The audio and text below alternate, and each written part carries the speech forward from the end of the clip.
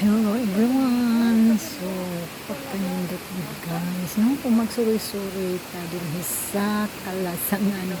So, makita nato guys ang mga kahoy na kaputan sa mga vine plants guys. O atong madungog ang agos sa tubig na medyo kusog-kusugid guys ang inyong tinuhog, no? Kaya na at diring dapita sa taliwala sa lasang or kuan guys kagubatan mo ni adyan so pero wala pa ko'y nakita na unggoy diring dapita guys. Medyo siguro layo ang mga ilang giistihan sa mga unggoy, pero na ay daghang langgam na nagatingo guys, pero di kaayo madungog tungod sa kakusog sa tingog sa tubig. So guys, na amin diring dapita nagsuroy-suroy kay medyo bugnaw kaayo sa ilalim sa kakahuyan guys.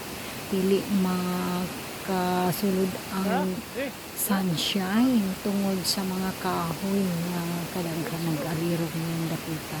So kinsa kung gusto mag